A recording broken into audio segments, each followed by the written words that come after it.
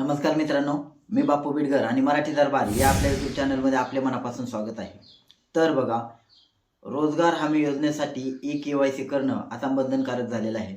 आता हे याच्यासाठी कोणाकोणाला ई-केवायसी करायची आहे? तर बघा, ज्यांच्याकडे जॉब कार्ड आहे अशा प्रत्येक लाभार्थ्यांनी आपली ई-केवायसी करून घ्यायची आहे. आता आपण पाहिलं तर गावामध्ये जवळजवळ 70 ते 80% लोकांकडे हे जॉब कार्ड असते. आता या जॉब कार्डचे फायदे काय असतात? तर तुम्हाला एक प्रकारचा रोजगार असतो आणि तो रोजगार मिळाल्यानंतर त्याचे जे काही पैसे येतात नियमाप्रमाणे, तर ते पैसे तुमच्या खात्यावरती येण्यासाठी आता तुम्हाला ई-केवायसी करणं बंधनकारक करण्यात आलेलं आहे. आता बघा, याच्यामुळे काय होणार आहे? तर ही ई-केवायसीची प्रक्रिया कशी आहे आणि याचे नेमके फायदे काय? तर हेच आपण या व्हिडिओच्या माध्यमातून समजून घेणार आहोत. तर बघा, आता ह्याची जी ई-केवायसी आहे ती आता फेस ऑथेंटिफिकेशनने होणार आहे. म्हणजे तुमच्या चेहऱ्याच्या ओळखीवरून याची प्रक्रिया पूर्ण केली जाणार आहे. याच्यामुळे काय होणार आहे की तुमचे जे बोगस मजूर यामध्ये लावले जात होते त्याची आता पडताळणी होणार आहे आणि जे काय रिअल खरे मजूर आहेत त्यांनाच याचा लाभ भेटणार आहे. त्याच्यामुळे काय होणार आहे की हे जे चुकीच्या पद्धतीने हजेरी लावणे किंवा अमजुराच्या जागी ब मजूर काम करत असणे, दुसरीकडेच कुठेतरी जाणे, परंतु चुकीच्या पद्धतीने शासनाची फसवणूक करून लाभांचे हस्तांतरित करणे, तर अशा प्रकारचे जे काही प्रकार होत असतात या प्रकाराला आळा घालण्यासाठी फेस ऑथेंटिफिकेशन याप्रमाणे आता ई-केवायसीची प्रक्रिया जी आहे ती आता पार पाडणार आहे. त्याच्यामुळे बघा, आता ही प्रक्रिया, ही जी ई-केवायसीची प्रक्रिया आहे ते तुम्हाला कोठे करायचे आहे? तर बघा, तुमच्या गावातील ग्रामपंचायतमध्ये जे काही रोजगार सेवक असतात त्यांच्याकडे याची ई-केवायसीची प्रक्रिया तुम्हाला करून घ्यायची आहे. आता त्याच्यासाठी तुमचा जो जॉब कार्ड नंबर असेल तो त्यांच्याकडे उपलब्ध असतो आणि तुम्ही फक्त तुमचा आधार कार्ड घेऊन जायचं आहे.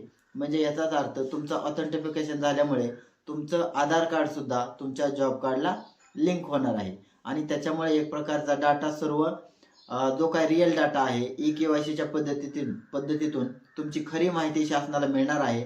आणि जे काय चुकीची माहिती आहे, म्हणजे चुकीची माहिती म्हणजे कसं, आता सुरुवातीला ई-केवायसीची प्रक्रिया नसल्यामुळे काय होत होतं, फेस ऑथेंटिफिकेशनने आता हजेरी लावली जाणार आहे. सुरुवातीला कागदावर लिहिलं जात होतं आणि तो डाटा ग्रामसेवकाच्या माध्यमातून पुढे जात होता. त्याच्यामुळे या प्रक्रियेला आता आळा बसणार आहे. आता शासनाने डिजिटल माध्यमातून ही जी काय ऑथेंटिफिकेशनची प्रक्रिया आहे ती आता राबवली आहे. याच्यामध्ये काय होते, तुमच्या चेहऱ्याची ओळख होते. जो मजूर ज्या दिवशी ज्या वेळेमध्ये कामाला आहे त्याच वेळेमध्ये त्याचं ऑथेंटिफिकेशन होणार आहे आणि त्या माध्यमातूनच तो डाटा आहे तो शासनाला प्राप्त होणार आहे. त्याच्यामुळे काय होणार आहे की मजुराचा जो चेहरा आहे तो चेहरा त्या ॲपद्वारे स्कॅन होणार आहे आणि स्कॅन झाल्यानंतरच त्याची ओळख पटल्यानंतरच त्याची हजेरी लागण्याला मदत होणार आहे.